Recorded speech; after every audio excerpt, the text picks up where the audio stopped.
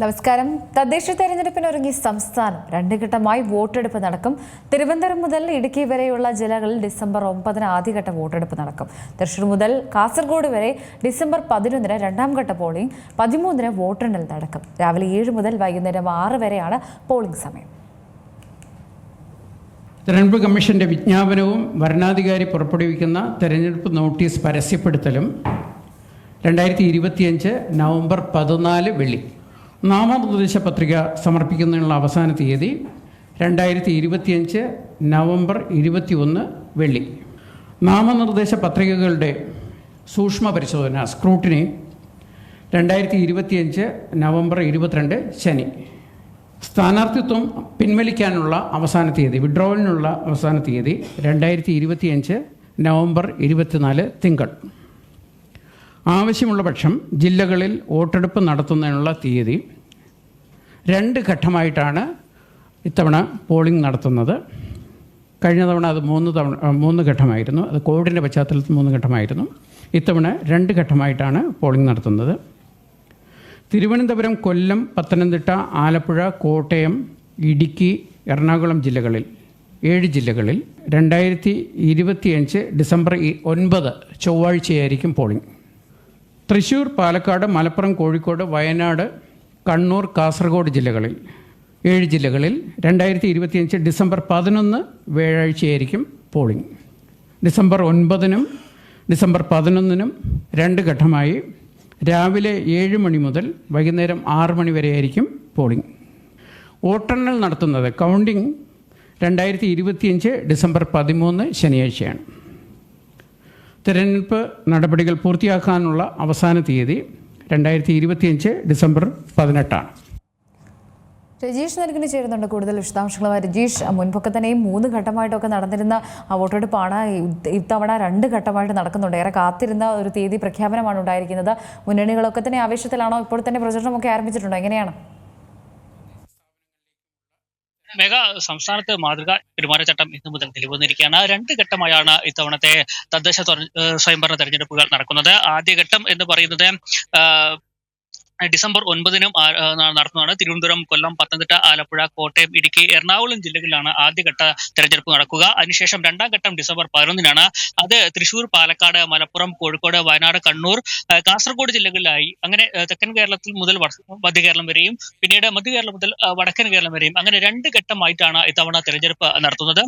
14 തീയതി തെരഞ്ഞെടുപ്പ് കമ്മീഷന്റെ വിജ്ഞാനവും ഒപ്പം തന്നെ വരണാധികാരി പുറപ്പെടുവിക്കുന്ന തെരഞ്ഞെടുപ്പ് നോട്ടീസും വരും. അതിനുശേഷം നാമനിർദ്ദേശ പത്രിക സമർപ്പിക്കാനുള്ള ഏറ്റവും അവസാനത്തെ തീയതി എന്ന് പറയുന്നത് നവംബർ 21 വരെയാണ്. അതായത് നവംബർ 14 മുതൽ നവംബർ 21 വരെയുള്ള തീയതികളിൽ മത്സരിക്കുന്ന സ്ഥാനാർത്ഥികൾക്ക് അവരുടെ നാമനിർദ്ദേശ പത്രിക സമർപ്പിക്കാനുള്ള സമയമാണ്. ശേഷം നാമനിർദ്ദേശ പത്രികയുടെ സൂക്ഷ്മ പരിശോധന നവംബർ 22 നടക്കുക. സ്ഥാനാർത്ഥിത്വം പിൻവലിക്കാനുള്ള തീയതി നവംബർ 24 വരെയും നടക്കും. ഈ 2 ഘട്ടമായി തിരഞ്ഞെടുപ്പ് നടക്കുകയാണെങ്കിൽ ഫലപ്രഖ്യാപനം ഒരുമിച്ചാണ് നടത്തുന്നത്. ഡിസംബർ 13 ഈ വോട്ടെണ്ണൽ നടക്കുക. അന്ന് രാവിലെ 8 മണി മുതലാണ് വോട്ടെണ്ണൽ നടക്കുക. ശേഷം 2025 ഡിസംബർ 18 ഈ തിരഞ്ഞെടുപ്പ് പ്രക്രിയ പൂർണ്ണമായും പൂർത്തീകരിക്കാനാണ് തെരഞ്ഞെടുപ്പ് കമ്മീഷൻ ആലോചിക്കുന്നത്. ഏകദേശം 2.5 ലക്ഷത്തോളം ഉദ്യോഗസ്ഥരാണ് ഇത്തവണ തെരഞ്ഞെടുപ്പിന്റെ ഭാഗമാകുന്നതെന്നും ഇതുമായി ബന്ധപ്പെട്ട സംസ്ഥാന തെരഞ്ഞെടുപ്പ് കമ്മീഷണർ വ്യക്തമാക്കിയതായാലും ഇനി അങ്ങോട്ട് തെരഞ്ഞെടുപ്പ് ചൂടിലാണ് സംസ്ഥാനം എന്ന കാര്യത്തിൽ സംശയമില്ല. തദ്ദേശ സ്വയംഭരണ തെരഞ്ഞെടുപ്പിലെ സ്ഥാനാർത്ഥികളെയൊക്കെ തന്നെ നിലവിൽ പല മുന്നണികളും പ്രഖ്യാപിച്ചു കഴിഞ്ഞിരിക്കുകയാണ്. ഇനിയും പ്രഖ്യാപിക്കാനുണ്ട്. എന്നാലും ഇനിയുള്ള മണിക്കൂറുകളും ഇനിയുള്ള ദിവസങ്ങളും തെരഞ്ഞെടുപ്പ് ചൂടിലേക്ക് കടക്കുകയാണ്. മറ്റ് സ്ഥാനാർത്ഥികളെയൊക്കെ തന്നെ ഉടൻ തന്നെ പ്രഖ്യാപിക്കുമെന്നാണ് നമുക്ക് അറിയാൻ കഴിഞ്ഞിട്ടുള്ളത്. എന്നാലും തെരഞ്ഞെടുപ്പ് കമ്മീഷന്റെ വിജ്ഞാപനം 14 വരും. ഇന്നു മുതൽ മാതൃകാ പെരുമാറ്റച്ചട്ടം നിലവിൽ വന്നിരിക്കുകയാണ്. 2 ഘട്ടമായാണ് ഇത്തവണത്തെ സംസ്ഥാനത്തെ തിരഞ്ഞെടുപ്പ് നടക്കുന്നത്.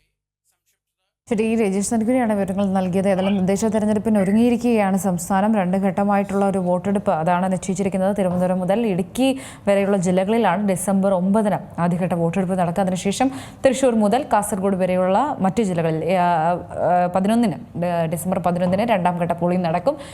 13 ഈ 2 തവണയാണ് വോട്ടെടുപ്പ് നടക്കുന്നതെങ്കിലും 13 വോട്ടെണ്ണൽ ഉണ്ടായിരിക്കുക. രാവിലെ 7 മുതൽ വൈകുന്നേരം 6 വരെയാണ് 2 ഘട്ടങ്ങളിൽ ുള്ള പോളിംഗ് സമയം അടക്കമുള്ള കാര്യങ്ങൾ പ്രഖ്യാപിച്ചിരിക്കുകയാണ്. അതേസമയം തന്നെ തദ്ദേശ തെരഞ്ഞെടുപ്പിന് ഉള്ള ഒരുക്കങ്ങൾ അത് പൂർത്തിയായിരിക്കുകയാണ്. തദ്ദേശ തെരഞ്ഞെടുപ്പിൻ ഉള്ള എല്ലാവിധ ഒരുക്കങ്ങളിലുമാണ് മുന്നണികളെല്ലാം തന്നെ ഇപ്പോൾ ഉള്ളത്. ഇതുമായി ബന്ധപ്പെട്ടിട്ടൊക്കെ തന്നെയും എല്ലാ ആത്മവിശ്വാസം അത് തന്നെയാണ് പങ്കുവെക്കുന്നത്. ഏതായാലും പ്രതീക്ഷയോടെ തന്നെയാണ് ഈ ഒരു തെരഞ്ഞെടുപ്പിനെ നോക്കിക്കാണുന്നത്. തദ്ദേശ സ്വയംഭരണ സ്ഥാപനങ്ങളിലേക്കുള്ള തെരഞ്ഞെടുപ്പ് 2 ഘട്ടമായിട്ടുള്ള പോളിംഗ് ഡിസംബർ 9-നാണ് ആദ്യഘട്ടം നടക്കുക. ഇതിൽ തിരുവനന്തപുരം, കൊല്ലം, പത്തനംതിട്ട, ആലപ്പുഴ, കോട്ടയം, ഇടുക്കി, എറണാകുളം എന്നീ ജില്ലകൾ ഉൾപ്പെടുന്നുണ്ട്. ഡിസംബർ 11-നാണ് 2ാം ഘട്ടം നടക്കുക. ഇതിൽ തൃശൂർ, പാലക്കാട്, മലപ്പുറം, കോഴിക്കോട്, വയനാട്, കണ്ണൂർ, കാസർഗോഡ് എന്നീ ജില്ലകളുണ്ടാകും. വോട്ടെണ്ണൽ ഡിസംബർ 13-ന് രാവിലെ 8 മണി മുതലാണ് ആരംഭിക്കുന്നത്. തെരഞ്ഞെടുപ്പ് കമ്മീഷന്റെ വിജ്ഞാപനവും ഭരണാധികാരി പുറപ്പെടുവിക്കുന്ന തെരഞ്ഞെടുപ്പ് നോട്ടീസ് പരസ്യപ്പെടുത്തലും നവംബർ 14-നായിരിക്കും.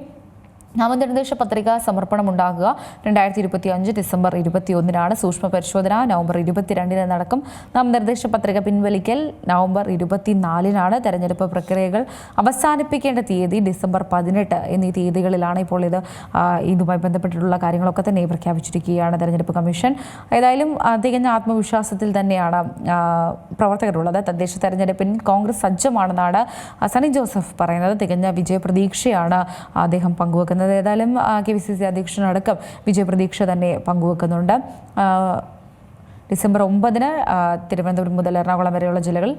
രജീഷ് നെടുക്കുനി ചേരുന്നുണ്ട്. രജീഷ്, ഇതുമായി ബന്ധപ്പെട്ടിട്ടൊക്കെ തന്നെ നമുക്കറിയാം, കഴിഞ്ഞ ദിവസം BJP ആദ്യത്തെ ഒരു പ്രാഥമിക ഘട്ട സ്ഥാനാർത്ഥി പട്ടികയൊക്കെ തന്നെ പ്രഖ്യാപിക്കുകയുണ്ടായി. തുടർന്ന് അവരുടെ അതിൽ സ്റ്റാർ കാൻഡിഡേറ്റ്സ് അടക്കമുള്ള ആളുകൾ ഉണ്ടായിരുന്നു. ഇതുമായി ബന്ധപ്പെട്ടിട്ടൊക്കെ തന്നെ ഇനി വരും ദിവസങ്ങളിലായിരിക്കും CPM-ന്റെയും അതുപോലെ തന്നെ കോൺഗ്രസിന്റെയും ഒക്കെ തന്നെ പട്ടിക പ്രസിദ്ധീകരിക്കുക എന്ന റിപ്പോർട്ടുകളൊക്കെ പുറത്തു വരുന്നുണ്ട്. എങ്ങനെയായിരിക്കും ഇവരുടെ ഒരു പട്ടിക പ്രസിദ്ധീകരണമൊക്കെ തിരുവനന്തപുരം ജില്ലയിൽ ഉണ്ടാകുക? മേഘ, ഇന്നലെയാണ് BJPയുടെ തിരുവനന്തപുരം നഗരസഭയിലേക്കുള്ള സ്ഥാനാർത്ഥികളുടെ പ്രഖ്യാപനം നടത്തിയത്. സംസ്ഥാന പ്രസിഡന്റ് രാജീവ് ചന്ദ്രശേഖരായിരുന്നു പ്രസ്താവന നടത്തിയത്. അതിൽ പറഞ്ഞിരിക്കുന്ന പ്രമുഖ ഇപ്പോൾ കോൺഗ്രസിൽ നിന്ന് ശ്രീ രാജു P. നായർ കൂടെ നമ്മോടൊപ്പം ചേരുന്നുണ്ട്. ശ്രീ രാജു, തദ്ദേശ തെരഞ്ഞെടുപ്പിന് ഒരുങ്ങിയിരിക്കുകയാണ് സംസ്ഥാനം. 2 ഘട്ടമായി വോട്ടെടുപ്പ് തിരുവനന്തപുരം മുതൽ ഇടുക്കി വരെയുള്ള ജില്ലകളിൽ നവംബർ 9-നും മറ്റുള്ള ജില്ലകളിലൊക്കെ തന്നെ ഡിസംബർ 11-നുമാണ്. ഡിസംബർ 9-നും ഡിസംബർ 11-നും 2 ഘട്ടമാണ് പോളിംഗ്. 13-ന് വോട്ടെണ്ണൽ. എങ്ങനെയാണ് ഈ തീയതികളെയൊക്കെ നോക്കിക്കാണുന്നത്? അതുപോലെ തന്നെ എങ്ങനെയാണ് കോൺഗ്രസ് സജ്ജമായിരിക്കുന്നത് ഈ തെരഞ്ഞെടുപ്പിന്? കോൺഗ്രസ് മുമ്പ് തന്നെ വയനാട്ടിൽ നിങ്ങൾക്ക് ഓർമ്മയുണ്ടാകും, സുൽത്താൻ ബത്തേരിയിൽ കേരളത്തിലെ കോൺഗ്രസിന്റെ ഏറ്റവും ഉന്നത നേതൃത്വം കൂടിയതിൽ ആലോചിച്ച് ചേർന്നിരുന്നത് മിഷൻ 2025 എന്നുള്ള ഒരു പ്രവർത്തന രേഖയുണ്ടാക്കിയാണ് തദ്ദേശ സ്വയംഭരണ സ്ഥാപനങ്ങളുടെ തെരഞ്ഞെടുപ്പിനെ കോൺഗ്രസ് നേരിട്ടത്. വളരെ സംഘടിതമായ, വളരെ ചിട്ടയുടെ പ്രവർത്തനത്തിലൂടെ വാർഡ് തലത്തിൽ പരമാവധി വോട്ടുകൾ ചേർക്കാനുള്ള വോട്ടുകൾ ചേർത്ത് അവിടെ കൃത്യമായിട്ടുള്ള വാർഡ് കമ്മിറ്റികൾ പുനഃസംഘടിപ്പിച്ച് കുടുംബ സംഗമങ്ങൾ നടത്തി, അതിനുശേഷം ഭവന സന്ദർശനം നടത്തി, അങ്ങനെ ചിട്ടയായ പ്രവർത്തനം 1 വർഷമായിട്ട് നടന്നുകൊണ്ടിരിക്കുന്ന പ്രവർത്തനമാണ്. ആ പ്രവർത്തനം നൽകുന്ന കരുത്താണ് ഞങ്ങൾക്കുള്ളത്. നിങ്ങൾക്ക് ഇപ്പോൾ കണ്ടറിയാൻ പറ്റും, കേരളത്തിന്റെ ചരിത്രത്തിൽ ഒരിക്കൽ പോലും, ഞാനൊക്കെ കോൺഗ്രസ് പ്രവർത്തകനായിട്ട് തന്നെ പതിറ്റാണ്ടുകളായി പ്രവർത്തിക്കുന്നവരാണ്, ഞങ്ങളുടെ ഒന്നും ചരിത്രത്തിൽ ഒരിക്കലും കണ്ടിട്ടില്ലാത്ത രീതിയിൽ തെരഞ്ഞെടുപ്പ് പ്രഖ്യാപനം ഉണ്ടാവുന്നതിന് മുമ്പ് തദ്ദേശ സ്ഥാപനങ്ങളിൽ സ്ഥാനാർത്ഥികളെ പ്രഖ്യാപിച്ച് പ്രവർത്തനത്തിലേക്ക് ഇറങ്ങുന്ന കോൺഗ്രസിനാണ് നിങ്ങൾക്കിപ്പോൾ കാണാൻ കഴിയും. തിരുവനന്തപുരത്താണെങ്കിലും കൊച്ചിയിലാണെങ്കിലും വരുന്നു, കൊല്ലത്ത്, കോഴിക്കോട്, എല്ലായിടത്തും വളരെ നല്ല രീതിയിൽ ചിട്ടയായിട്ട് യാതൊരു പ്രശ്നങ്ങളും ഇല്ലാതെ സ്ഥാനാർത്ഥി നിർണയം നടത്തി ജനങ്ങളിലേക്ക് പ്രചരണവുമായിട്ട് ഇറങ്ങുന്ന പാർട്ടിയാണ് നിങ്ങൾക്കിപ്പോൾ കാണുന്നത്. തീർച്ചയായിട്ടും അത് വലിയ ഒരു ആത്മവിശ്വാസം കോൺഗ്രസ് പ്രവർത്തകർക്കിടയിൽ ഉണ്ടാക്കിയിട്ടുണ്ട്, ജനങ്ങൾക്കിടയിൽ ഉണ്ടാക്കിയിട്ടുണ്ട്. മാധ്യമങ്ങൾ കൊടുക്കുന്ന ഈ കോൺഗ്രസിനകത്ത് വലിയ പൊട്ടിത്തെറി, വലിയ അനൈക്യം എന്നൊക്കെ പറയുന്നതെല്ലാം കള്ളമാണെന്നുള്ളത് ജനങ്ങൾക്ക് ഇപ്പോൾ കഴിഞ്ഞ ഒരാഴ്ച കൊണ്ട് തെളിവ് മനസ്സിലായിട്ടുണ്ട്. അപ്പൊ അത്ര വളരെ ശക്തമായിട്ടുള്ള ഒരു പ്രവർത്തനം നടത്തുന്നു. ഞങ്ങളെ സംബന്ധിച്ചിടത്തോളം 2010 കേരളത്തിൽ നടന്ന തദ്ദേശ സ്വയംഭരണ സ്ഥാപനങ്ങളുടെ തെരഞ്ഞെടുപ്പിൽ ഏകദേശം 70% തദ്ദേശ സ്ഥാപനങ്ങൾ കോൺഗ്രസിനും UDF-നും ജയിക്കാൻ സാധിച്ചു. ഞങ്ങൾ അതും കവച്ചു വെക്കുന്ന ഒരു പെർഫോമൻസ് ഇത്തവണ ഞങ്ങൾ നടത്തും എന്നുള്ളത് തന്നെയാണ് ഞങ്ങളുടെ വിശ്വാസം. കേരളത്തിലെ ബഹുഭൂരിപക്ഷം പഞ്ചായത്തുകളും മുനിസിപ്പാലിറ്റികളും കോർപ്പറേഷനുകളും എല്ലാം, ജില്ലാ പഞ്ചായത്ത്, ബ്ലോക്ക് പഞ്ചായത്ത്, അങ്ങനെയുള്ള പ്രാദേശിക സർക്കാരുകളിൽ ബഹുഭൂരിപക്ഷവും പിടിച്ചെടുക്കുന്ന ഒരു തെരഞ്ഞെടുപ്പായിരിക്കും. സ്വാഭാവികമായിട്ട് ഇത് പിണറായി വിജയന്റെ വാട്ടർലൂ ആവാൻ പോകുന്ന ഒരു തെരഞ്ഞെടുപ്പാണ്. 2026 നിയമസഭാ തെരഞ്ഞെടുപ്പിന് മുമ്പ് കേരളം എത്തരത്തിൽ മാറിയിരിക്കുന്നു കൃത്യമായിട്ട് ജനങ്ങൾക്ക് ബോധ്യം വരുന്ന, പരസ്പരം മനസ്സിലാക്കാൻ കഴിയുന്ന ഒരു തെരഞ്ഞെടുപ്പായിരിക്കും, ഒരു സംശയമാണ്. അതുപോലെ തന്നെയാണ് ശ്രീ രാജു P. നായർ, നമുക്കറിയാം ഇപ്പോൾ ഉയരുന്ന ആരോപണങ്ങളൊക്കെ തന്നെയും സർക്കാരിനെതിരെ എത്രത്തോളം, അതായത് സ്വർണ്ണക്കൊള്ളയടക്കമുള്ള വിഷയങ്ങളൊക്കെ തന്നെയും അതൊക്കെ തന്നെ സർക്കാരിനെതിരെയാണ്. അതുപോലെ തന്നെ ആരോഗ്യ മേഖലയെ കുത്തഴിഞ്ഞ പോലത്തെയുള്ള സംവിധാനം, അങ്ങനെ ഒരുപാട് കാര്യങ്ങളുണ്ട് സർക്കാരിനെതിരെ. ഇതൊക്കെ തന്നെയും കോൺഗ്രസിന് വോട്ടായി വീഴേണ്ടതായിട്ടുണ്ട്. തീർച്ചയായിട്ടും കള്ളപ്രചരണത്തിലൂടെ PR വർക്കിലൂടെ നരേന്ദ്രമോദിയെ വെട്ടിക്കുന്ന രീതിയിൽ വ്യാജ പ്രചരണം നടത്തി പിടിച്ചു നിൽക്കുന്ന ഒരു ഗവൺമെന്റാണ് പിണറായി വിജയൻ. പക്ഷെ ജനങ്ങൾക്ക് കൃത്യമായിട്ട് അവരനുഭവിക്കുന്ന ദുരിതങ്ങൾ വളരെ കൃത്യമായിട്ട് അറിയാം. ഇന്ന് കേരളത്തിലെ താലൂക്ക് ആശുപത്രികൾക്ക് കീഴിലുള്ള മുഴുവൻ ആശുപത്രി സംവിധാനങ്ങളും പ്രാഥമികാരോഗ്യ കേന്ദ്രങ്ങളും എല്ലാം നിശ്ചലാവസ്ഥയിലാണ്. ഒന്നും നടക്കുന്നില്ല. ഡോക്ടർമാരില്ല, ജീവനക്കാരില്ല, മരുന്നില്ല, ഒന്നുമില്ലാത്ത അവസ്ഥ. എന്നാൽ മെഡിക്കൽ കോളേജ് എന്നാൽ ശസ്ത്രക്രിയക്കുള്ള ഉപകരണം പോലും പണം കൊടുക്കാത്തതിന്റെ പേരിൽ തിരിച്ചെടുക്കേണ്ടി പോകുന്ന അവസ്ഥയാണ്. നേരത്തെ ഹസൻ ചിറയിൽ എന്ന് പറയുന്ന ഡോക്ടർ തിരുവനന്തപുരത്ത് ആരോപണം ഉന്നയിച്ചപ്പോൾ അദ്ദേഹത്തെ കള്ളനാക്കാനാണ് ശ്രമിച്ചത്. അതിനുശേഷം സംഭവിച്ചത് എന്താ? കൊടുത്ത ഉപകരണങ്ങൾ തിരിച്ചെടുക്കുന്ന അവസ്ഥയിലേക്ക് വരെ മെഡിക്കൽ സർവീസസ് കോർപ്പറേഷന് വെണ്ടർമാര് തയ്യാറാവേണ്ട സാഹചര്യം ഉണ്ടായി. സൂചിയും നൂലും ഇല്ലാതെ ചെന്നാൽ പോലും ഇത് സർജറി നടക്കാൻ കഴിയാത്ത സാഹചര്യം ഉണ്ടായി. ഇപ്പൊ നോക്കൂ, കഴിഞ്ഞ ദിവസം തിരുവനന്തപുരം മെഡിക്കൽ കോളേജിൽ ഉണ്ടായിരുന്ന ആ പാവപ്പെട്ട മനുഷ്യന്റെ മരണം, അവിടെ അതുകൂടാതെ ഇന്നലെ മരണം ഉണ്ടായിരിക്കുന്നു. ഇവിടെ ഓരോ നിമിഷവും ആരോഗ്യ രംഗത്തിന്റെ പരിതാപകരമായ അവസ്ഥ ജനങ്ങളുടെ മുന്നിൽ യാഥാർത്ഥ്യങ്ങളായി വന്നുകൊണ്ടിരിക്കുക. ഹർഷിതയെ പോലെ എത്രയോ കേസുകളിൽ നിന്ന് നമ്മുടെ മുന്നിലുണ്ട്. പോലീസ് കുത്തഴിഞ്ഞ ഒരു പോലീസ് സംവിധാനം, ഗുണ്ടകൾ വിളയാടുന്ന ഒരു പോലീസ് സംവിധാനമായിട്ട് ഇന്ന് മാറി. പോലീസിന്റെ ഒരു കാര്യത്തിലും അവർക്ക് നിയന്ത്രണമില്ലാതെ ഇന്ന് കേരളം മുഴുവൻ ഗുണ്ടകളുടെ കോറിഡോറായി മാറുന്ന രീതിയിൽ, നമ്മളൊന്നും ഒരിക്കലും കേട്ടുകേൾവിയില്ലാത്ത രീതിയിൽ പൊതുസ്ഥലത്ത് ഗുണ്ടകൾ കൂടി പാർട്ടി നടത്തുന്ന കേരളമായിട്ട് മാറി. ലഹരി മരുന്ന് യഥേഷ്ടം ഒഴുകുന്നു. പ്രതിപക്ഷ നേതാവ് പറഞ്ഞ പോലെ കേരളത്തിന്റെ ഏത് ഗ്രാമങ്ങളിൽ പോലും 15 മിനിറ്റ് കൊണ്ട് ഏത് ലഹരി വസ്തുവും എത്തിക്കാൻ കഴിയുന്ന ഒരു നെറ്റ്വർക്ക് ഉണ്ടാക്കുന്ന അവസ്ഥയിലേക്ക് പോയി. പോലീസ് അത്രത്തിൽ വലിയൊരു പരാജയം ഉണ്ടായതുകൊണ്ടാണ്. അതിനു പുറമെ അഴിമതിയും കൊള്ളയും. ശബരിമല അയ്യപ്പന്റെ സ്വത്ത് വരെ കൊള്ളയടിച്ചൊരു സർക്കാരാണ് പിണറായി വിജയന്റെ സർക്കാർ എന്ന് നമ്മൾ ആലോചിച്ച് നോക്കണം. ഇന്ന് പാവപ്പെട്ട അയ്യപ്പ ഭക്തന്മാർ വ്രതവും എടുത്ത് മല കയറി അവിടെ ചെന്ന് തൊഴുമ്പോൾ അയ്യപ്പന്റെ വിഗ്രഹം ഇരിക്കുന്ന ശ്രീകോവിലിന് ചുറ്റുമുള്ള പാളികളും ദ്വാരപാലകൻ ഉൾപ്പെടെ ഡ്യൂപ്ലിക്കേറ്റ് ആണെന്ന് പറയുന്ന ഒരു അവസ്ഥ ഒന്ന് ആലോചിച്ച് നോക്കുക. അത്രമാത്രം വലിയ കൊള്ള നടത്തിയ ഒരു സർക്കാരാണ്. ആ സർക്കാർ ഈ സമൂഹ മാധ്യമങ്ങളും മറ്റെല്ലാം ഉപയോഗിച്ചുകൊണ്ട് വ്യാജ പ്രചരണം നടത്തി ഈ ജനങ്ങളുടെ രോഷത്തെ മറികടക്കാമെന്ന് വിചാരിച്ചാൽ ഒരു കാരണവശാലും അത് നടക്കുന്നതല്ല. അത് ജനങ്ങൾക്ക് കൃത്യമായിട്ട് ബോധ്യമുള്ളതാണ്. അതിദരിദ്രരില്ലാത്ത കേരളം എന്ന് പറയുമ്പോൾ തൊട്ടപ്പുറത്ത് നമ്മുടെ വീടിന്റെയൊക്കെ തൊട്ടപ്പുറത്ത് ടാർപ്പായ വിഴിച്ച ഷീറ്റിനടിയിൽ കിടങ്ങുന്ന കുടുംബങ്ങളെ നമ്മൾ നടക്കുമ്പോൾ കാണുന്നതാണ്. അപ്പൊ പ്രഖ്യാപനങ്ങളല്ല നമ്മുടെ മുന്നിലുള്ള യാഥാർത്ഥ്യങ്ങളാണെന്നുള്ള ജനങ്ങൾക്ക് കൃത്യമായിട്ട് മനസ്സിലാകും. 2021 തെരഞ്ഞെടുപ്പിൽ ജനങ്ങൾക്ക് കൊടുത്ത വാഗ്ദാനങ്ങൾ നടപ്പാക്കാൻ കഴിയാതെ 6 മാസം മാത്രം തെരഞ്ഞെടുപ്പുള്ളപ്പോൾ അതിനു മുമ്പ് തട്ടിപ്പ് പ്രഖ്യാപനം നടത്തിയ സർക്കാർ കൂടിയാണ്. കോൺഗ്രസ് സർക്കാരുകൾ കർണാടകയിലും തെലങ്കാനയിലൊക്കെ തെരഞ്ഞെടുപ്പ് വാഗ്ദാനങ്ങൾ നൽകിയിട്ടുണ്ട്, പ്രകടന പത്രിക കൊടുത്തിട്ടുണ്ട്. ആ പ്രകടന പത്രികയിൽ പറഞ്ഞ ഏറ്റവും പ്രധാനപ്പെട്ട കാര്യങ്ങൾ ആദ്യത്തെ മന്ത്രിസഭാ യോഗത്തിൽ 1, 2, 3 എന്ന് നമ്മൾ എണ്ണം എടുത്തുകൊണ്ട് ആദ്യത്തെ മന്ത്രിസഭയിൽ പാസ്സാക്കിയാണ് കർണാടകയിലും തെലങ്കാനയിലും ഛത്തീസ്ഗഡും ഉൾപ്പെടെയുള്ള സംസ്ഥാനങ്ങളിൽ കോൺഗ്രസ് അധികാരത്തിൽ വന്നത്. അവിടെ തെരഞ്ഞെടുക്കപ്പെട്ട് 4.5 വർഷം കഴിഞ്ഞതിന് ശേഷം തെരഞ്ഞെടുപ്പ് എത്തുന്നതിന് 1 മാസം മുമ്പ് നടത്തുന്ന പ്രഖ്യാപനങ്ങളുടെ പൊള്ളത്തരമൊക്കെ ജനങ്ങൾക്ക് വളരെ കൃത്യമായിട്ട് മനസ്സിലാവും. അതുകൊണ്ട് ജനരോഷം പിണറായി വിജയനെതിരായിട്ടുള്ള സർക്കാരിന്റെ എതിരായിട്ടുള്ള ജനരോഷമുണ്ട്. ആ ജനരോഷം തീർച്ചയായും കോൺഗ്രസിന്റെ ഏറ്റവും വലിയ ആയുധമായി മാറും. ശരി, വളരെ നന്ദിയുണ്ട് ശ്രീ രാജു പി നായർ ഈ അവസരത്തിൽ പ്രതികരിച്ചതിന്. അദ്ദേഹം പറഞ്ഞതുപോലെ തന്നെ സർക്കാർ വിരുദ്ധമായിട്ടുള്ള ഒരുപാട് കാര്യങ്ങൾ ഇപ്പോൾ ആരോഗ്യ മേഖലയുടെ ഇപ്പോൾ ഏറ്റവും ഒടുവിൽ റിപ്പോർട്ട് ചെയ്യുന്നത് ആരോഗ്യ മേഖലയിൽ കുത്തഴിഞ്ഞ സംവിധാനമൊക്കെ തന്നെ ചികിത്സാ പിഴവുകളൊക്കെ തന്നെ വർദ്ധിച്ചു വരുന്ന ഒരു രീതിയാണ്. ഇതിലൊക്കെ തന്നെ ആരോഗ്യമന്ത്രി റിപ്പോർട്ടുകൾ മാത്രം വാങ്ങുന്നതല്ലാതെ അതിൽ കൃത്യമായിട്ടൊരു നടപടി സ്വീകരിക്കുന്നില്ല. അതിൻ്റെ പരാതികളൊക്കെ തന്നെ കുന്നുകൂടുകയാണ്. ഈ ആരോഗ്യ സംവിധാനത്തിൻ്റെ കുത്തഴിഞ്ഞ രീതികൾ അടക്കമുള്ള കാര്യങ്ങൾ, അതേപോലെ തന്നെ ശബരിമലയിലെ സ്വർണ്ണക്കൊള്ള അടക്കമുള്ള വിഷയങ്ങൾ, ഇതൊക്കെ തന്നെ സർക്കാരിന് വളരെ നിർണായകം തന്നെയാണ്. ഇതൊക്കെ തന്നെ കോൺഗ്രസിന് വോട്ടായി മാറുമോ എന്നുള്ളൊരു ചോദ്യമൊക്കെ നിലനിൽക്കുന്നുണ്ട്. ഏതായാലും കൃത്യമായിട്ട് തന്നെ അതൊക്കെ എല്ലാ രീതിയിലും അത് ആ പ്രചരണമൊക്കെ കൃത്യമായിട്ട് ജനങ്ങളിലേക്കൊക്കെ തന്നെ കൃത്യമായിട്ട് എത്തുകയാണെങ്കിൽ, ഈ സത്യാവസ്ഥ ജനങ്ങൾക്ക് മനസ്സിലാകുകയാണെങ്കിൽ അത് എതിർ പ്രതിപക്ഷത്തിന് അതൊരു മുതൽക്കൂട്ട് തന്നെയാണ്. അത് പ്രതിപക്ഷത്തിന് വോട്ടായി മാറും എന്നുള്ളൊരു കാര്യത്തിൽ സംശയമില്ല. ഏതായാലും നിലവിൽ സംസ്ഥാനത്തെ തദ്ദേശ തിരഞ്ഞെടുപ്പിൻ്റെ തീയതികളൊക്കെ പ്രഖ്യാപിച്ചിരിക്കുകയാണ്. 2 ഘട്ടങ്ങളിലായിട്ടാണ് നടക്കുക. ഡിസംബർ 9, 11 തീയതികളിൽ 2 തീയതികളിലായിട്ട് 7 ജില്ലകൾ വീതം തെരഞ്ഞെടുപ്പുകൾ നടക്കും. ഡിസംബർ 13-നാണ് വോട്ടെണ്ണൽ. കഴിഞ്ഞ തവണ 3 ഘട്ടമായിട്ടായിരുന്നു ഈ തെരഞ്ഞെടുപ്പ് നടന്നിരുന്നത്. സംസ്ഥാനത്ത് ആകെ 1200 തദ്ദേശ സ്ഥാപനങ്ങളാണുള്ളത്. ഇതിൽ മട്ടന്നൂർ മുനിസിപ്പാലിറ്റി ഒഴികെ 1199 ഇടത്തേക്കും തെരഞ്ഞെടുപ്പ് നടക്കും. സംസ്ഥാനത്ത് മട്ടന്നൂർ ഉൾപ്പെടെ എല്ലായിടത്തും പെരുമാറ്റച്ചട്ടം നിലവിൽ വന്നിരിക്കുകയാണ്. രാവിലെ 7 മുതൽ വൈകിട്ട് 6 വരെയാണ് പോളിംഗ്. സംസ്ഥാന തെരഞ്ഞെടുപ്പ് കമ്മീഷണർ എ ഷാജഹാനാണ് തെരഞ്ഞെടുപ്പിന്റെ ഷെഡ്യൂൾ അടക്കം പ്രഖ്യാപിച്ചിരിക്കുന്നത്.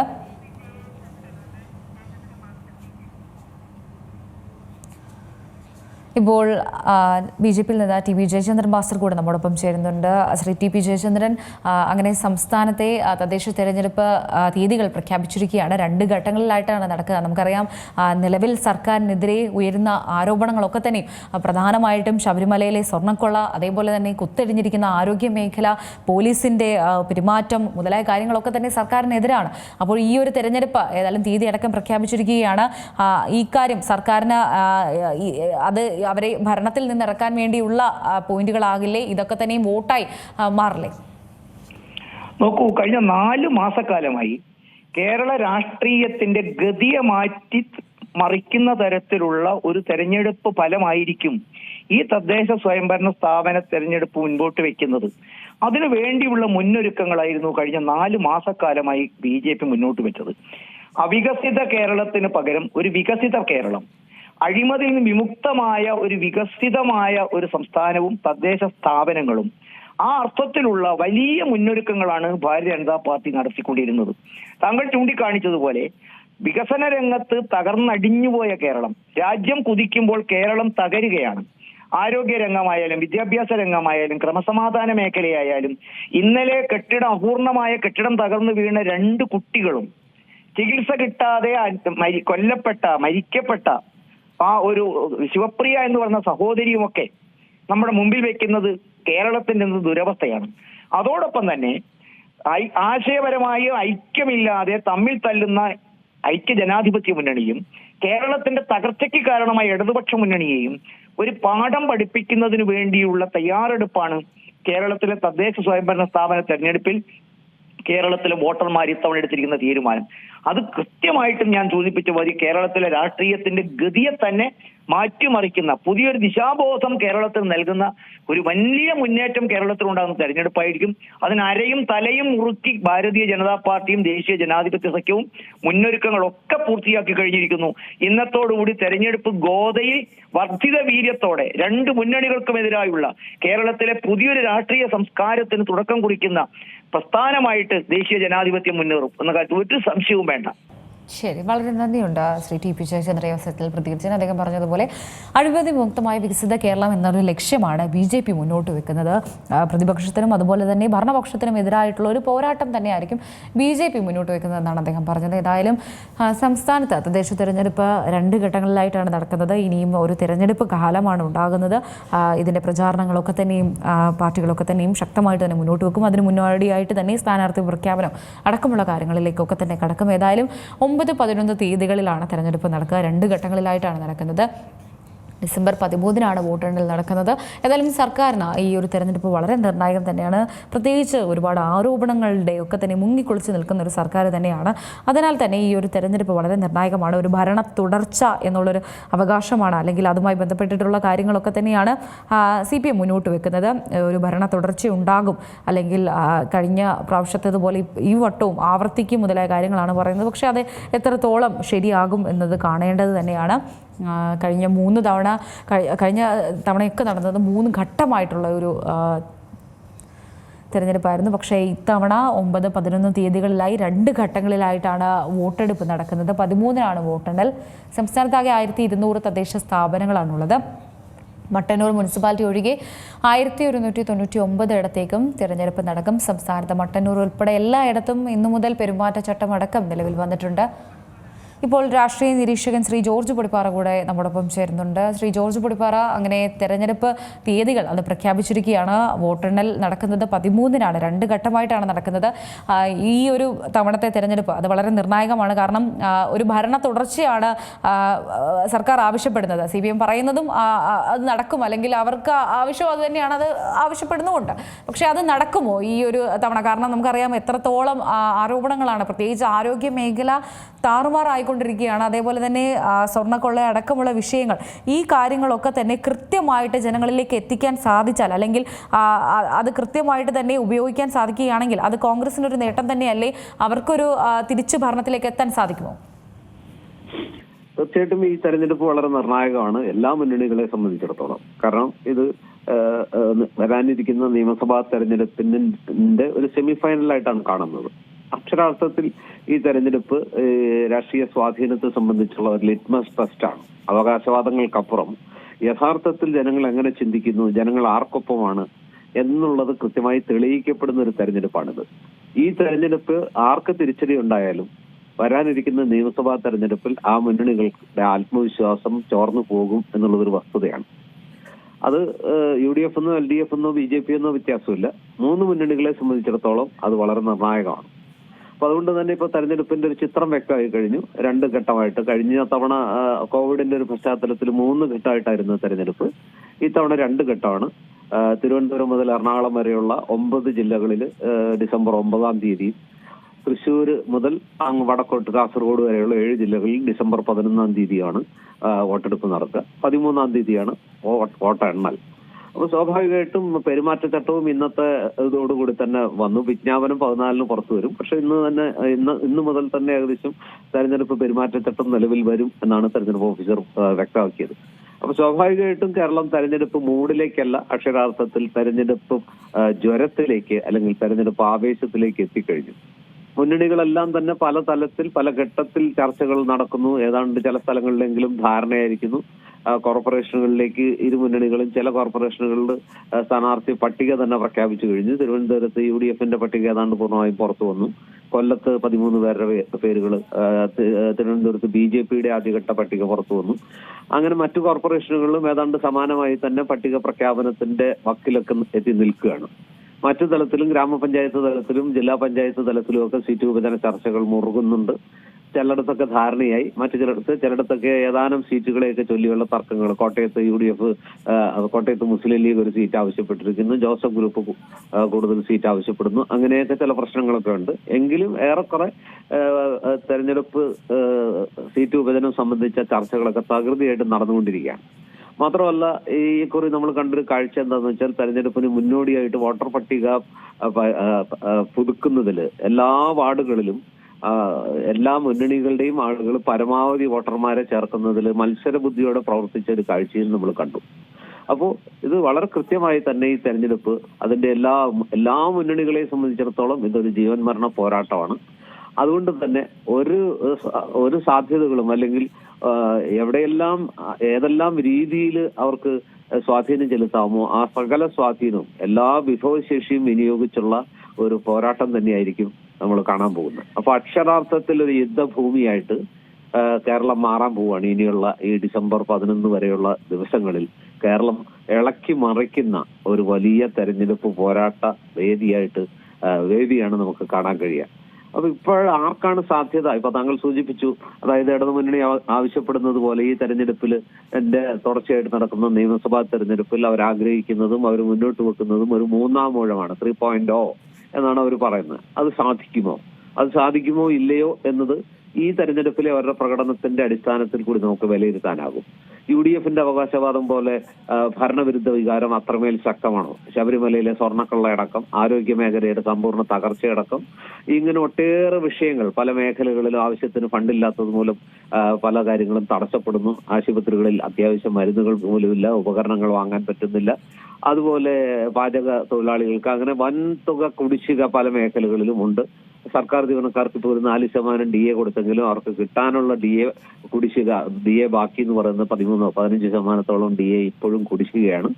മാത്രമല്ല, ഈ DA പ്രഖ്യാപിച്ച DAക്ക് മുൻകാല പ്രാബല്യം ഇല്ലാത്തതുകൊണ്ട് അവർക്ക് വൻ തുക നഷ്ടമാകുന്നുണ്ട്.